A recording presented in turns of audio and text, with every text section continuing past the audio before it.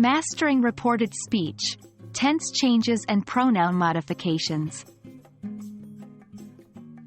Hello, English learners. In today's video, we're diving deep into the world of reported speech. Today's focus is on how to transition from direct to reported speech, particularly applying tense changes and pronoun modifications. This is an essential skill for communicating about past events and conversations in English. So, let's get started. Before we jump into the transition, let's quickly recap. In English, we use two main types of speech: direct speech and reported, or indirect, speech.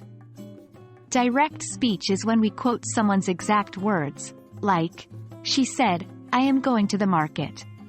On the other hand, reported speech is when we tell someone what another person said, but not using their exact words. For example, "She said that she was going to the market." When we move from direct to reported speech, the tense of the verbs usually changes.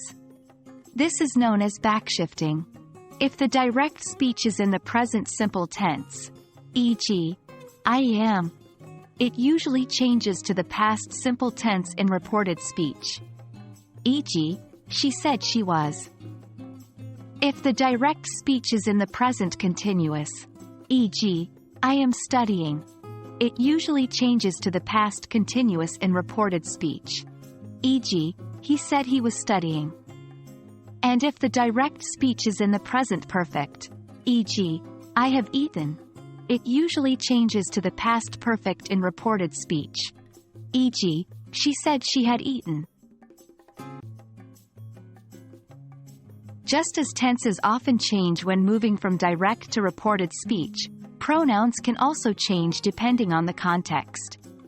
If in the direct speech, the speaker refers to himself or herself, like I or my, in the reported speech, these pronouns change according to the person who said the original words. For instance, if John says, "I love my dog," and you want to tell someone what John said, you wouldn't say, "John said, I love my dog." You would say, "John said he loves his dog." Now, let's look at a few more examples to make these concepts clear. Direct speech. She said, "I'm going to the concert." Reported speech. She said that she was going to the concert. Direct speech. He said, "My cat is very playful." Reported speech. He said that his cat was very playful. Note how in each example, the tense and pronouns shift to reflect the correct context in reported speech.